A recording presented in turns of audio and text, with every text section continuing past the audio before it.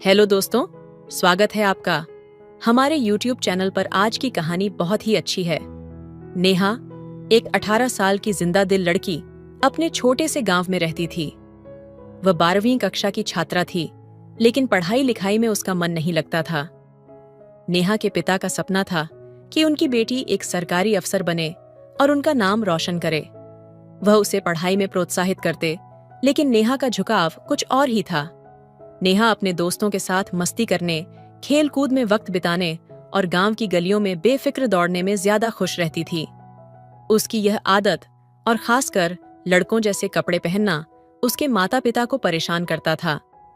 वे उसे बार बार समझाने की कोशिश करते कि वह लड़की है और उसे समाज के अनुसार व्यवहार करना चाहिए। नेहा, लड़कियों जैसे कपड़े पहनो, ये लड़कों के बीच खेल कूद करना बंद करो, तुम्हें पढ़ाई पर ध्यान देना चाहिए, तुम्हारा भविष्य इससे खराब हो जाएगा, उसकी माँ रोज समझाती।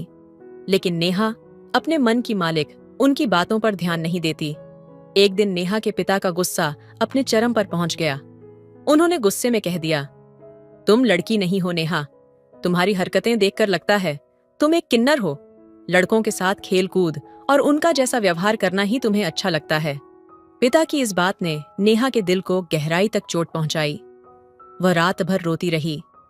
पहली बार उसे महसूस हुआ कि उसके अपने पिता भी उसकी पहचान पर सवाल उठा रहे हैं। उस रात नेहा ने एक फैसला किया।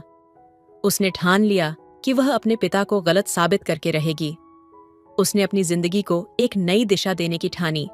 अगले दिन से ही नेहा ने अपने दोस्तों से दूरी बना ली और अपने पढ़ाई में पूरी लगन से जुट गई। शुरुआत में सबने उसकी बातों को मजाक में लिया। उसके दोस्तों ने ताना मारा, अरे नेहा अब पढ़ाई करेगी, ये तो नामुमकिन है। लेकिन नेहा ने किसी की परवाह नहीं की। नेहा सुबह जल्दी उठती, घंटों पढ़ाई करती और अपने सपनों को पाने के लिए मेहनत करती। कई बार वह थक जाती, लेकिन उसके पिता की कही वह कड़वी बात उसे हर बार नई ऊर्जा देती। सालों की मेहनत के बाद नेहा ने वह कर दिखाया जो किसी ने सोचा भी नहीं था। उसने सिविल सर्विस परीक्षा पास कर ली और एक बड़ी सरकारी अफसर बन गई। उसके पिता की आंखों में गर्व के आंसू थे। एक दिन जब नेहा ने अपने पिता से कहा, पापा, आपने मुझे किन्नर कहा था, लेकिन वही बात मेरी ताकत बन गई। आज मैं जो कुछ भी हूं, उसमें आपकी बातों का बड़ा हाथ है। तो उसके पिता भावुक हो गए। उन्होंने नेहा को गले लगाते हुए कहा, बेटा, तुमने हमें गर्व महसूस करवाया है। मुझसे गलती हुई थी, लेकिन तुमने मुझे गलत साबित कर दिया। ये कहानी मध्य प्रदेश के एक छोटे से गांव की है, जहां एक साधारण सा परिवार रहता था। परिवार में 4 सदस्य थे। पिता रघुवीर, जो मेहनती किसान थे, उनकी पत्नी सुशीला, एक समर्पित गृहिणी, और उनके 2 बच्चे, बड़ी बेटी नेहा और उसका छोटा भाई अंशु। नेहा 18 साल की थी और 12वीं कक्षा में पढ़ रही थी। उसके पिता का सपना था कि वह अपनी बेटी को पढ़ा लिखा कर एक सम्मानित सरकारी अफसर बनाए। उन्होंने अपने जीवन की हर छोटी बड़ी खुशी को ताक पर रखकर यह सपना देखा था। लेकिन नेहा का मन पढ़ाई में नहीं लगता था। उसके हर विषय में नंबर कम आते थे और वह बार बार असफलताओं का सामना करती थी। नेहा का स्वभाव उसके माता पिता के लिए हमेशा चिंता का विषय रहा। वह लड़कों की तरह कपड़े पहनती, उन्हीं के साथ खेलती और उन्हें अपना साथी मानती। गांव के लोग और समाज के पुराने विचार रखने वाले लोग नेहा के इस व्यवहार को टेढ़ी नजरों से देखते थे। नेहा के माता पिता को यह सब सहन करना पड़ता, लेकिन वे उसे बार बार समझाने की कोशिश करते। सुशीला अक्सर नेहा को प्यार से समझाती, बेटी, तुम लड़की हो, समाज लड़कियों से एक अलग उम्मीद रखता है, तुम्हें लड़कियों की तरह रहना चाहिए। लेकिन नेहा का जवाब हमेशा वही होता, माँ, मैं जैसे हूं वैसे ही खुश हूं, मैं खुद को बदलना नहीं चाहती। नेहा के इस स्वभाव के पीछे एक छुपा हुआ दर्द था, जिसे शायद किसी ने महसूस नहीं किया। वह समाज की उन बेड़ियों से आजाद रहना चाहती थी जो लड़कियों को सीमित कर देती हैं। नेहा अपने तरीके से जीने की चाह रखती थी, लेकिन अपने पिता के सपने और समाज के दबाव के बीच वह अक्सर खुद को टूटा हुआ महसूस करती। एक दिन रघुवीर ने नेहा से कहा, बेटी, तुम्हारे माता पिता होने के नाते हमने तुम्हारे लिए सपने देखे हैं, लेकिन अगर तुम वही करना चाहती हो जो तुम्हारा दिल कहता है, तो हम तुम्हें रोकेंगे नहीं। बस इतना ध्यान रखना कि तुम्हारे फैसले तुम्हारे भविष्य को बर्बाद न करें। ये सुनकर नेहा की आंखों में आंसू आ गए। उसने पहली बार महसूस किया कि उसके पिता के सपनों के पीछे उनका कितना प्यार और त्याग छिपा है। उसने ठान लिया कि वह पढ़ाई में मेहनत करेगी, लेकिन अपने असली स्वभाव को नहीं बदलेगी। नेहा ने धीरे धीरे पढ़ाई पर ध्यान देना शुरू किया। अपने माता पिता की उम्मीदों को पूरा करने और अपनी पहचान को बनाए रखने की इस जद्दोजहद ने उसे और मजबूत बना दिया। मध्य प्रदेश के एक छोटे से गांव में नेहा के परिवार पर समाज का दबाव दिन प्रतिदिन बढ़ता जा रहा था। नेहा के माता पिता उसकी हरकतों से चिंतित थे। उनकी बेटी का व्यवहार, लड़कों जैसे कपड़े पहनना और उन्हीं के साथ खेलना गांव वालों की चर्चा का विषय बन चुका था। एक दिन नेहा के पिता रघुवीर और मां सुशीला ने फैसला किया कि नेहा को डॉक्टर के पास ले जाया जाए। कहीं ऐसा तो नहीं कि उसकी मानसिक स्थिति ठीक न हो। जब डॉक्टर ने नेहा का पूरा चेकअप किया तो उन्होंने कहा, आपकी बेटी पूरी तरह से स्वस्थ है। ये कोई बीमारी नहीं है, बस उसका व्यक्तित्व है। उसे समझने की कोशिश कीजिए। डॉक्टर की यह बात सुनकर माता पिता थोड़ा आश्वस्त हुए, लेकिन गांव वालों की तीखी टिप्पणियां लगातार उनकी आत्मा को छलनी करती रहीं। लोग कहते, आपकी बेटी तो लड़कों के साथ रहती है, वह लड़की नहीं, किन्नर जैसी है। इन शब्दों ने रघुवीर और सुशीला को भीतर तक हिला दिया। समाज के इस ताने और दबाव ने रघुवीर का धैर्य तोड़ दिया। एक दिन जब नेहा अपने दोस्तों के साथ खेलकर घर लौटी तो रघुवीर गुस्से से भर उठे। उन्होंने नेहा को डांटा और कहा, मुझे तो लगता है तुम लड़की नहीं हो, तुम किन्नर हो, इसलिए तुम लड़कों जैसे कपड़े पहनती हो और उन्हीं के साथ रहती हो। नेहा के लिए यह शब्द किसी तीर की तरह थे। उसने अपने पिता की आंखों में जो निराशा देखी, उसने उसकी आत्मा को झकझोर दिया। आंसुओं से भरी आंखों और कांपती आवाज में नेहा ने जवाब दिया, पिताजी, आप सोचते हैं कि मैं किन्नर हूं, लेकिन मैं आपको एक दिन साबित करके दिखाऊंगी कि मैं किन्नर नहीं, बल्कि आपकी उम्मीदों पर खरी उतरने वाली एक बेटी हूं। उस रात नेहा पूरी तरह टूट चुकी थी। वह अकेले बैठकर सोचने लगी कि क्या वह सच में गलत है, क्या उसका व्यवहार उसके माता पिता और समाज के लिए बोझ बन गया है। लेकिन फिर उसने अपने अंदर एक नई ऊर्जा महसूस की। उसने ठान लिया कि वह अपने तरीके से अपनी पहचान बनाएगी और अपने माता पिता को गर्व महसूस कराएगी। नेहा ने खुद को बदलने की कोशिश नहीं की, बल्कि अपनी सोच और मेहनत को बदल दिया। उसने पढ़ाई पर ध्यान केंद्रित करना शुरू किया। अब उसका हर कदम उसके माता पिता के सपनों और समाज की धारणाओं को चुनौती देने के लिए था। नेहा अपने माता पिता के शब्दों से आहत थी, लेकिन उसने हार मानने के बजाय एक निर्णय लिया। उसने अपने मन में ठान लिया कि वह उन्हें दिखाएगी कि वह एक लड़की है और अपनी पहचान और सामर्थ्य को साबित करेगी। दिन बीतते गए। दिवाली का त्योहार आ पहुंचा। गांव में हर जगह रोशनी, पटाखों की आवाज और खुशियों का माहौल था। हर कोई त्योहार की तैयारियों में व्यस्त था, लेकिन इस खुशी के माहौल में नेहा के दिल में कुछ और ही चल रहा था। दिवाली की रात, जब पूरा परिवार त्योहार में व्यस्त था, नेहा अपने कमरे में चली गई। उसकी मां सुशीला उसे बुलाने के लिए कमरे में गईं, लेकिन जैसे ही उन्होंने दरवाजा खोला, नेहा वहां नहीं थी। कमरे का खालीपन देखकर सुशीला का दिल जोर से धड़कने लगा। नेहा, नेहा, कहाँ गई ये लड़की? सुशीला पूरे घर में नेहा को ढूंढने लगी, लेकिन नेहा कहीं नहीं मिली। घबराई हुई सुशीला ने अपने पति रघुवीर को बताया, नेहा घर में नहीं है, मैंने हर जगह देख लिया। रघुवीर के चेहरे पर चिंता की लकीरें उभर आईं। वह तुरंत गांव के उन लड़कों के पास गए जिनके साथ नेहा अक्सर खेला करती थी। उन्होंने हर किसी से पूछा, क्या तुमने नेहा को देखा है? लेकिन सभी का जवाब एक ही था, नहीं चाचा, हमने नेहा को नहीं देखा। नेहा का कोई पता नहीं चलने पर परिवार पर घबराहट का साया छा गया। वे रात भर जागते रहे, उम्मीद करते रहे कि नेहा कहीं आसपास ही होगी और सुबह तक लौट आएगी। लेकिन सुबह हो गई और नेहा का कोई सुराग नहीं मिला। रघुवीर ने सुबह के उजाले में गांव में फिर से नेहा की तलाश शुरू की। उन्होंने हर चौखट पर जाकर पूछा, लेकिन नेहा का कहीं अता पता नहीं था। सुशीला की आंखों में आंसू थे। उन्हें समझ नहीं आ रहा था कि उनकी बेटी कहाँ चली गई और क्यों। अब यह चिंता सिर्फ माता पिता तक सीमित नहीं रही। गांव के लोग भी नेहा की खोज में शामिल हो गए। हर किसी के मन में सवाल था, नेहा कहाँ गई होगी? क्या उसने कुछ गलत कदम उठाया, या फिर वह किसी अनजान जगह पर चली गई? नेहा की अनुपस्थिति ने हर दिल में बेचैनी भर दी।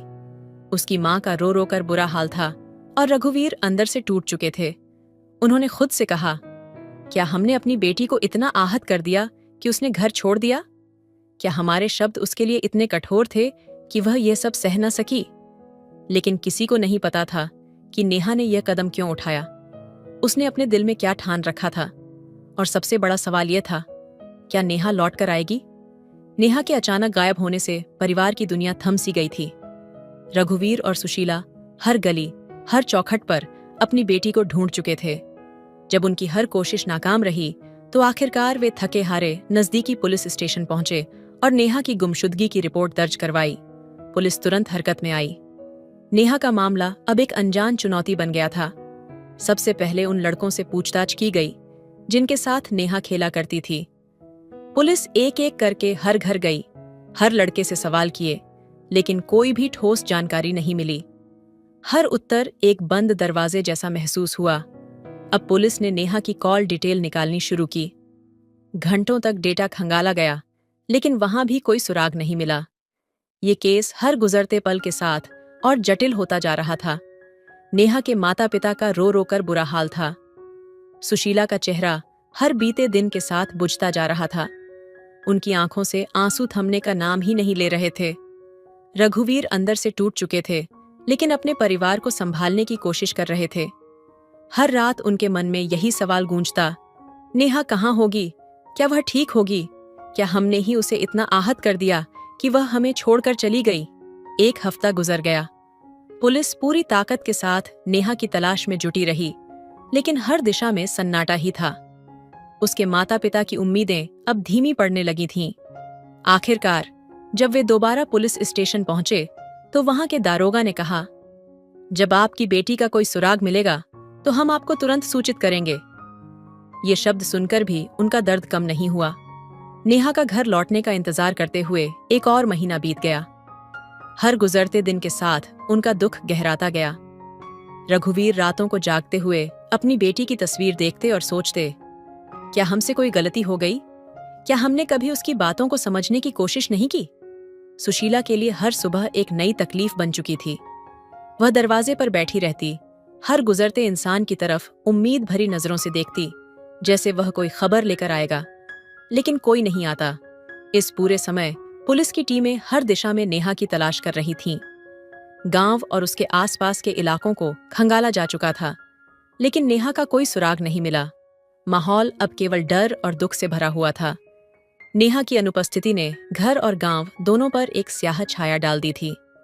हर किसी के मन में यही सवाल था, आखिर नेहा कहाँ चली गई और क्या वह कभी वापस आएगी? नेहा के माता पिता की उम्मीद धीरे धीरे मुरझा रही थी। हर दिन उनके दिल में एक नया घाव होता और वे बस एक चुप्पी में जीने लगे थे। रघुवीर और सुशीला हर दिन अपनी बेटी की यादों में खो जाते।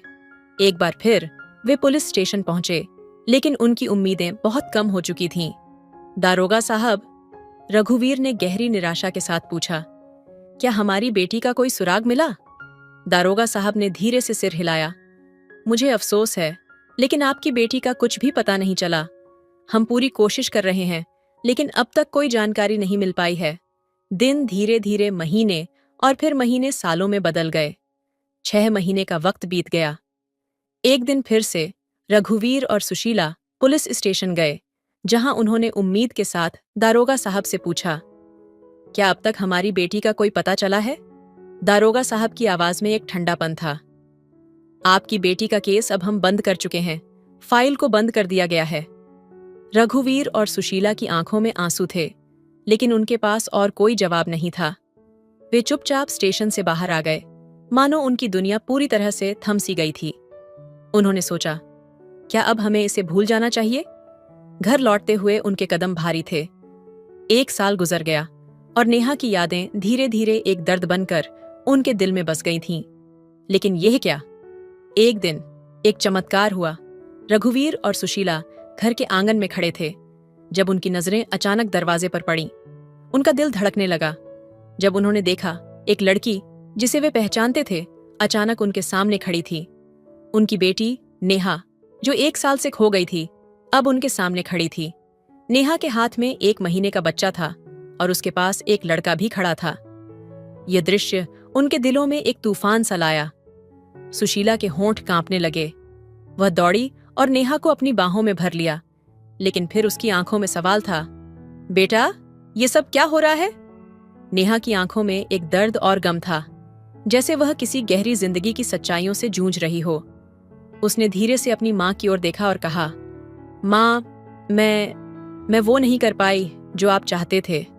उसकी आवाज में ऐसी टूटन थी जिसे सुनकर सुशीला का दिल और भी ज्यादा टूट गया। वह नेहा को समझने की कोशिश करती है, लेकिन वह भी यह समझ नहीं पा रही थी कि उसकी बेटी ने ऐसा कदम क्यों उठाया। नेहा चुपचाप खड़ी रही, अपनी दुनिया में खोई हुई। वह इस वक्त तक नहीं समझ पाई थी कि जिस रास्ते पर वह चली थी, वह उसकी पहचान और आत्मसम्मान को किस हद तक बदल चुका था। नेहा अपनी माँ के पास खड़ी थी। उसकी आंखों में गहरी उदासी थी, जैसे उसके दिल के कई राज अब सामने आने वाले हों। उसने धीमे से कहा, माँ, पापा ने एक बार मुझे कहा था कि मैं लड़की नहीं हूं। उन्होंने कहा था कि मैं तो किन्नर हूं और इसीलिए मैं लड़कों के साथ रहती हूं, लड़कों जैसे कपड़े पहनती हूं। वह शब्द मेरे दिल में गहरे उतर गए थे। नेहा की आवाज में दर्द था, लेकिन साथ ही एक ठान लिया हुआ जज्बा भी। मैंने यह साबित करने के लिए यह कदम उठाया कि मैं एक लड़की हूं और मुझे किसी के समझाने की जरूरत नहीं है। उसकी माँ की आंखों में आश्चर्य और गुस्सा था, लेकिन वह चुप थी। नेहा ने जारी रखा, यह बच्चा मेरा है और यह लड़का, ये मेरा पति है। मैंने उससे कोर्ट मैरिज की है। उसकी माँ ने देखा, यह सच था। उसने बच्चे को अपनी गोद में उठा लिया और उसकी आंखों में आंसू थे, लेकिन इन आंसुओं में अब सच्चाई और प्यार था। बेटा, मुझे तुमसे कोई शिकायत नहीं है, माँ ने धीरे से कहा। तुमने जो भी किया वह तुम्हारा अधिकार था, लेकिन मुझे यह सोचने का मौका दो, तुम दोनों को हम अपना लेंगे। नेहा ने अपनी माँ के शब्दों को सुना और उसकी आंखों में एक सुकून आ गया। वह बहुत समय से यही सुनना चाहती थी, लेकिन यह सुनकर उसकी पूरी दुनिया बदल गई थी। उसने एक गहरी सांस ली और अपनी माँ के पास बैठ गई। नेहा के पिता की आंखों में अब आंसू थे। वह अपने ही किए पर पछता रहे थे। वह अपनी बेटी के पास आकर खड़े हो गए और उनकी आवाज कांप रही थी। बेटा, मुझे माफ कर दो। मैंने बिना वजह तुम्हारे ऊपर शक किया। मैं जानता हूं कि तुम्हारे साथ ऐसा करना नहीं चाहिए था। नेहा ने एक पल के लिए अपने पिता की ओर देखा और फिर उसकी आंखों में समझ और ममता का एक अदृश्य बंधन बन गया। पापा, मुझे अब भी आप पर यकीन है। आप मेरी दुनिया हो और मैं हमेशा आपकी बेटी रहूंगी। हम सब एक साथ हैं, यही काफी है, उसकी माँ ने कहा और नेहा को अपने गले से लगा लिया। लेकिन इस घटना के बाद एक सवाल अब भी बाकी था। क्या यह समाज कभी अपने बच्चों को बिना किसी दबाव या शक के देख पाएगा? क्या हम कभी उन शब्दों के असर को समझ पाएंगे जो हम अपने बच्चों पर बिना सोच समझ के कहते हैं? इस कहानी का उद्देश्य यही है कि कभी भी किसी के प्रति शक और अनावश्यक दबाव न डालें, क्योंकि आप नहीं जानते कि आपकी एक छोटी सी बात किसी के दिल में क्या असर डाल सकती है और वह क्या कदम उठा सकता है जो आपके लिए शायद समझ में ना आए, लेकिन उसकी जिंदगी के लिए अहम हो। यह कहानी हमें कई महत्वपूर्ण बातें सिखाती है जो हमारे जीवन में सकारात्मक बदलाव ला सकती हैं। इन सिक्खों को संक्षेप में इस प्रकार समझा जा सकता है, अपनी पहचान को स्वीकारें। कहानी यह बताती है कि हर व्यक्ति की अपनी एक अलग पहचान होती है, जिसे हमें समझने और स्वीकारने की आवश्यकता है। नेहा ने अपनी पहचान के साथ संघर्ष किया, लेकिन जब उसने खुद को स्वीकार किया तो उसकी जिंदगी में शांति और समझ आई। हमें अपनी असलियत को समझने और उसे स्वीकारने का साहस रखना चाहिए। समाज के दबाव से ऊपर उठें। समाज के बनाए गए नियम और धारणाओं से परे जाकर हमें खुद की शर्तों पर जीने का हक है। किसी को भी यह अधिकार नहीं है कि वह हमें हमारी पहचान और जीवन के तरीके को लेकर जज करे। हमें खुद पर यकीन रखना चाहिए और अपनी राह खुद चुननी चाहिए। परिवार का समर्थन और प्यार। इस कहानी में परिवार का प्यार और समर्थन सबसे महत्वपूर्ण था। जब नेहा के माता पिता ने अपनी बेटी को बिना शर्त स्वीकार किया तो वह अपनी जिंदगी को सही दिशा में आगे बढ़ा पाई। यह हमें यह सिखाता है कि परिवार की समझ और सहानुभूति जीवन के कठिन समय में सबसे बड़ी ताकत बन सकती है। माफी और समझ की अहमियत। नेहा के पिता ने अपनी बेटी से माफी मांगी और अपनी गलतियों को स्वीकार किया। यह दिखाता है कि माफी मांगना और अपने कार्यों के लिए जिम्मेदारी लेना किसी भी रिश्ते को मजबूत बनाता है। हमें अपनी गलतियों को स्वीकार करके माफी मांगने का साहस रखना चाहिए ताकि रिश्ते में विश्वास और समझ बनी रहे। शब्दों की ताकत। कहानी में यह भी सिखाया गया है कि हमारे शब्दों का दूसरों पर गहरा असर हो सकता है। हमें कभी भी किसी को नीचा दिखाने या बिना सोच समझे कोई बात नहीं करनी चाहिए। शब्दों का चुनाव हमेशा समझदारी से करना चाहिए क्योंकि वे किसी की आत्मा को छू सकते हैं या उसे चोट पहुंचा सकते हैं। ये कहानी हमें यह सिखाती है कि हमें अपने बच्चों, परिवार और समाज के लोगों को बिना किसी पूर्वाग्रह के समझना चाहिए। उनकी पहचान और निर्णयों को सम्मान देना चाहिए क्योंकि हम कभी नहीं जान सकते कि हमारी एक छोटी सी बात किसी के जीवन को कैसे प्रभावित कर सकती है। तो दोस्तों, आपको यह कहानी कैसी लगी कमेंट करके जरूर बताएं। मिलते हैं अगले कहानी में, तब तक अपना ख्याल रखिए। धन्यवाद। हेलो दोस्तों, स्वागत है आपका हमारे YouTube चैनल पर। आज की कहानी बहुत ही दिलचस्प है। वह एक सुबह की यात्रा थी जब दिव्या अपनी रोज की यात्रा के लिए ट्रेन में सवार हुई। भीड़-भाड़ के बावजूद वह अपने आप को शांत रखने की कोशिश कर रही थी, लेकिन अचानक सामने वाले सीट पर बैठा युवक उसकी नजरों में आ गया। वह लड़का, जो बहुत ही आकर्षक और स्मार्ट दिखता था, बार बार उसकी ओर देख रहा था और हल्की सी मुस्कान के साथ उसकी तरफ इशारा कर रहा था। दिव्या थोड़ी अचंभित हुई, लेकिन उसके दिल में हलचल मच गई। उसकी मुस्कान ने जैसे उसे जादू सा किया था। धीरे धीरे दोनों की आंखों का मिलना बढ़ने लगा। दिव्या ने भी उसे मुस्कुराते हुए जवाब दिया। ऐसा लग रहा था जैसे दोनों एक दूसरे के ख्यालों में खो चुके थे। कुछ देर बाद लड़के ने धीरे से अपनी बात शुरू की। क्या आप अक्सर इस रूट पर सफर करती हैं? दिव्या ने सिर झुकाते हुए हल्के से कहा। जी हाँ, रोज। लेकिन आप?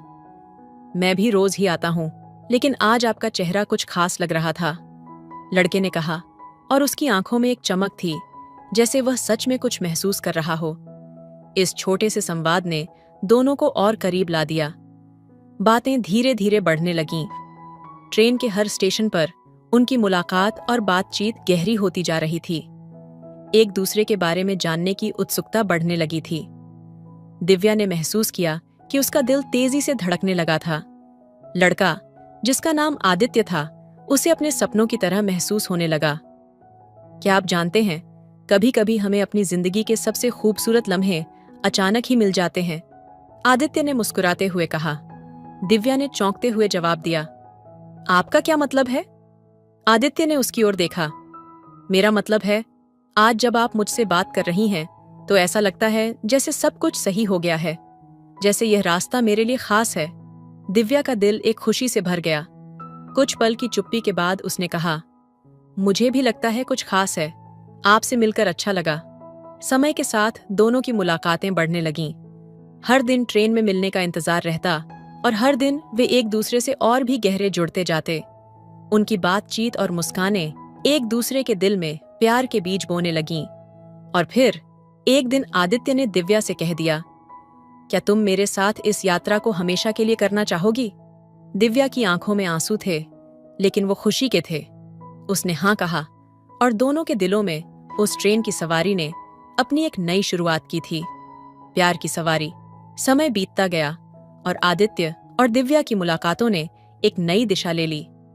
हर सुबह की ट्रेन यात्रा अब एक खास इंतजार बन गई थी। दोनों के बीच अब न सिर्फ हल्की फुल्की बातें होती थीं, बल्कि एक दूसरे के दिलों में गहरे राज भी पलने लगे थे। एक दिन जब दिव्या ट्रेन में बैठी थी और आदित्य का इंतजार कर रही थी, उसने देखा कि आदित्य उसके पास आने से पहले ही थोड़ी देर खड़ा होकर उसे देख रहा था। उसकी आंखों में एक गहरी भावनाओं का तूफान था। जब आदित्य सामने आया तो दिव्या ने मुस्कान के साथ पूछा, क्या हुआ? आज कुछ अलग लग रहे हो।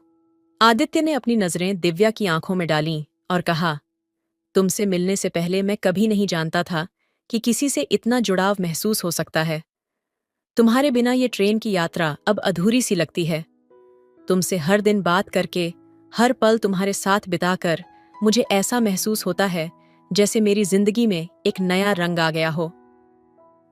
दिव्या के दिल में हलचल मच गई। उसका चेहरा गुलाबी हो गया और वह कुछ कहने से पहले थोड़ी देर चुप रही। फिर उसने कहा, मुझे भी यही लगता है। तुम्हारे साथ ये सफर और भी खूबसूरत लगने लगा है। जैसे हमारी बातें, हमारी मुस्कान, सब कुछ बहुत खास है।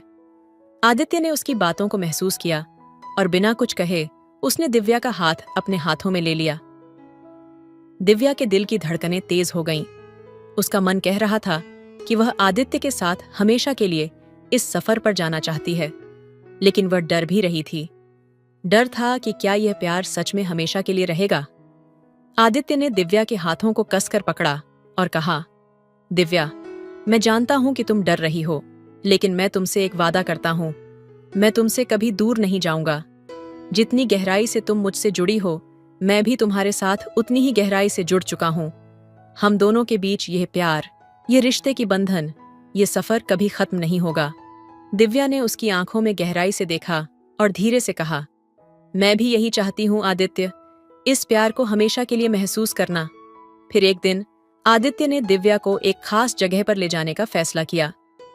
ट्रेन के सफर के बाद वह उसे एक पार्क में ले गया, जहां दोनों शांत वातावरण में एक दूसरे के साथ समय बिता सकते थे। आदित्य ने दिव्या के सामने घुटने टेकते हुए कहा, दिव्या, क्या तुम मेरी जिंदगी का हिस्सा बनोगी? क्या तुम मेरे साथ हमेशा के लिए इस सफर पर चलोगी?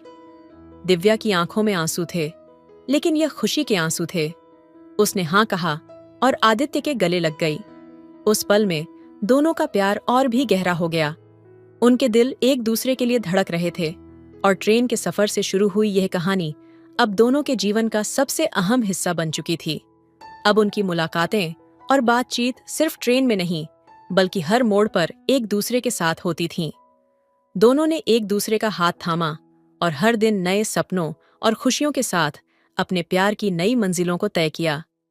समय के साथ आदित्य और दिव्या का रिश्ता और भी गहरा हो गया। दोनों के बीच की समझ, एक दूसरे के प्रति विश्वास और प्यार अब हर पल महसूस होने लगा था। ट्रेन में उनकी मुलाकातें अब किसी खूबसूरत दिन का हिस्सा बन चुकी थीं, लेकिन अब उनका प्यार सिर्फ वहां तक सीमित नहीं था।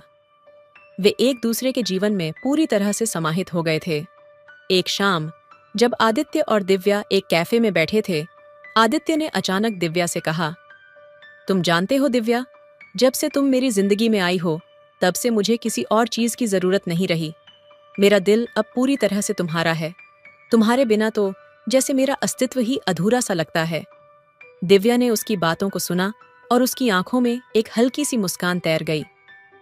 तुमसे मिलकर मुझे ऐसा लगता है जैसे मेरी सारी खोई हुई खुशियां वापस मिल गई हैं, जैसे जीवन ने मुझे एक नई शुरुआत दी हो, दिव्या ने कहा और आदित्य के हाथ को हल्का सा पकड़ लिया।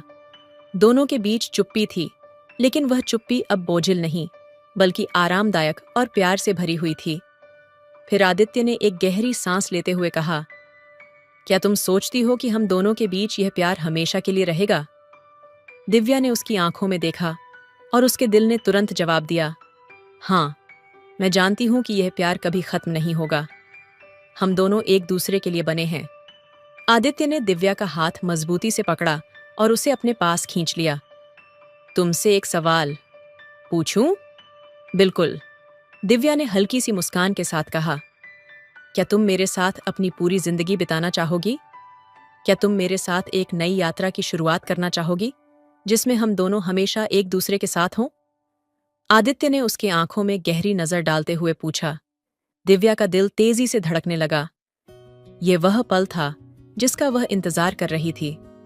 उसने बिना किसी हिचकिचाहट के जवाब दिया, हाँ आदित्य, मैं तुम्हारे साथ अपना पूरा जीवन बिताना चाहती हूँ। आदित्य के चेहरे पर एक विशाल मुस्कान फैल गई।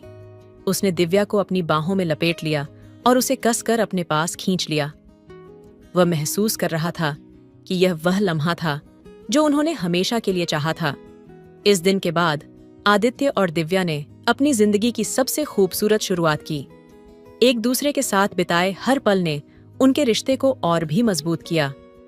वे एक दूसरे के सपनों का हिस्सा बन गए थे और उनकी यात्रा अब कभी खत्म नहीं होने वाली थी। हर दिन एक नया सपना, एक नई खुशी लेकर आता था।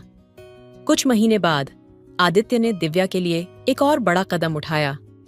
उसने दिव्या को एक खूबसूरत जगह पर ले जाकर एक इम्प्रेसिव तरीके से उसे प्रपोज किया।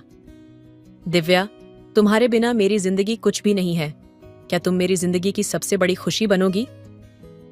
आदित्य ने अपनी आंखों में विश्वास और प्यार की गहरी भावना के साथ कहा। दिव्या की आंखों में आंसू थे, लेकिन वह खुशी के थे। उसने कहा, हाँ आदित्य, मैं हमेशा तुम्हारे साथ रहूंगी। इस तरह आदित्य और दिव्या की प्रेम कहानी एक नई ऊंचाई पर पहुंच गई और दोनों ने अपने जीवन की सबसे बड़ी यात्रा की शुरुआत की। एक यात्रा जो हमेशा के लिए एक दूसरे के साथ थी। दिव्या और आदित्य के रिश्ते ने अब एक नई गहराई पकड़ ली थी, लेकिन उस गहराई के साथ कुछ ऐसा था जो नजर नहीं आ रहा था, कुछ ऐसा जो उनके बीच सस्पेंस बना हुआ था। उनकी नजदीकी और प्यार अब सबके लिए एक मिसाल बन चुका था, लेकिन दोनों के बीच एक अजीब सी खामोशी भी थी, जैसे हर पल कुछ और होने वाला हो जो उन्हें पता नहीं था। एक शाम जब आदित्य और दिव्या समुद्र के किनारे अकेले बैठे थे, दोनों की आंखों में एक अजीब सी बेचैनी थी।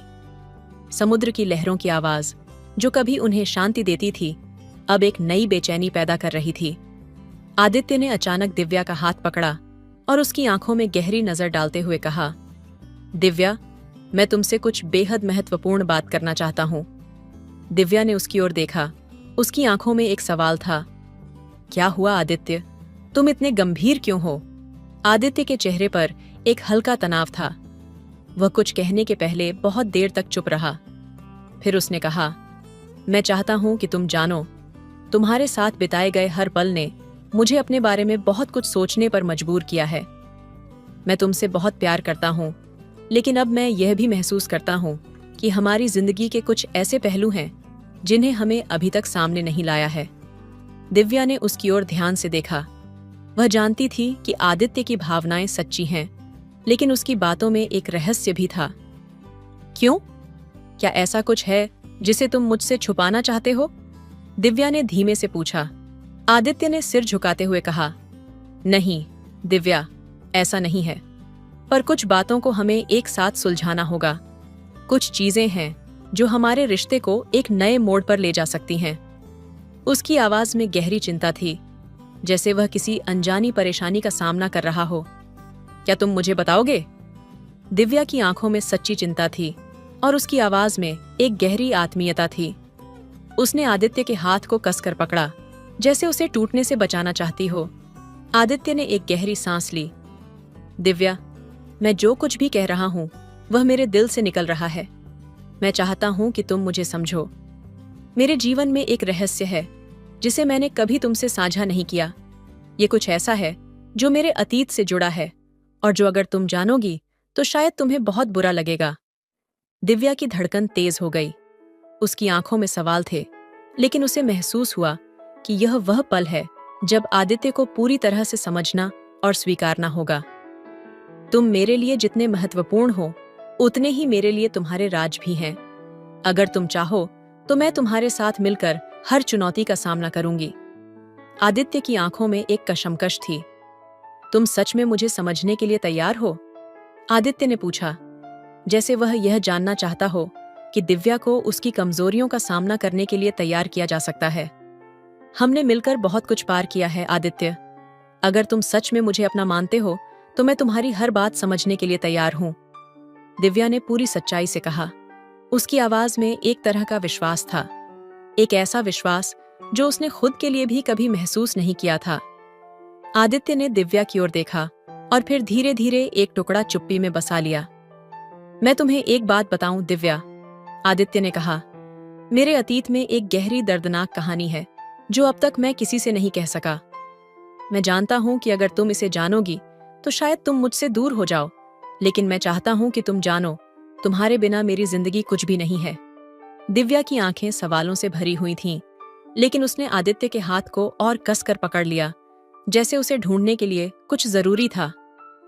तुमसे कोई बात हो या न हो, मैं तुम्हारे साथ हूं आदित्य। तुम जितना चाहो खुलकर मुझसे बात करो। आदित्य ने एक लंबी सांस ली और फिर, जैसे उसे एक और कदम बढ़ाने का साहस मिला, उसने कहा, मैं तुम्हें बताता हूं। उस रात की खामोशी ने दोनों के बीच एक नई शुरुआत की और आदित्य ने दिव्या को अपनी जिंदगी का सबसे गहरा राज बताया।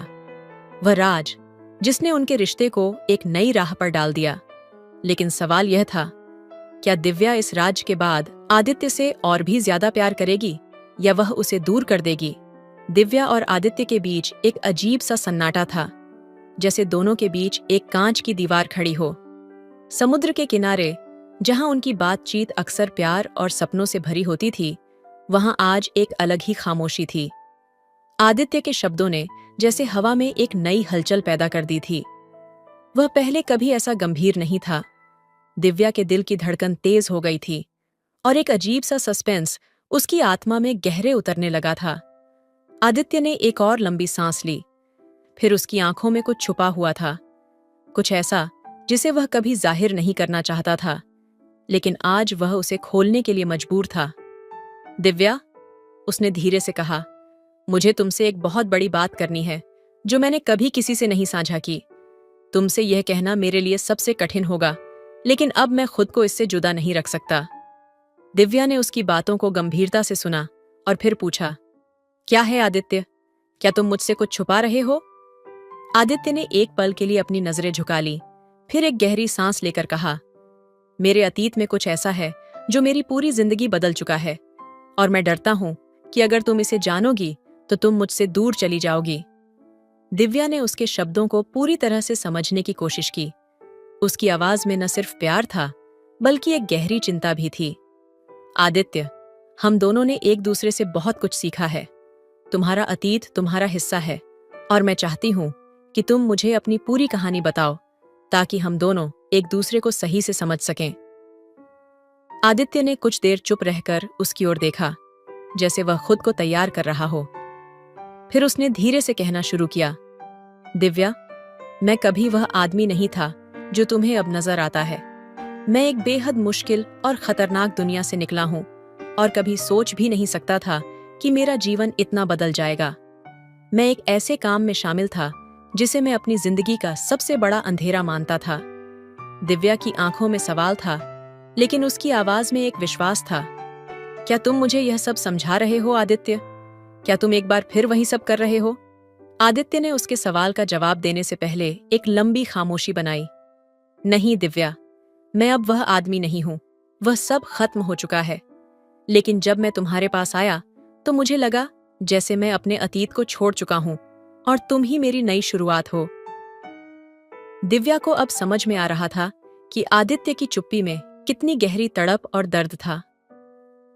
तुम्हारा अतीत तुम्हारे साथ रहेगा आदित्य, लेकिन वो अतीत कभी भी तुम्हारी जिंदगी में वापसी नहीं करेगा, क्योंकि तुम अब मेरे साथ हो और हम दोनों का भविष्य एक साथ है। आदित्य ने उसकी बातों को महसूस किया और फिर उसे अपनी ओर खींच लिया। दिव्या, क्या तुम सच में मेरे साथ इस अंधेरे अतीत को अपने जीवन का हिस्सा बनाओगी? हम दोनों का भविष्य साफ है आदित्य, और हम दोनों ने अपने अतीत से निकलकर एक नई शुरुआत की है। हम जो भी करेंगे हम एक दूसरे के साथ करेंगे।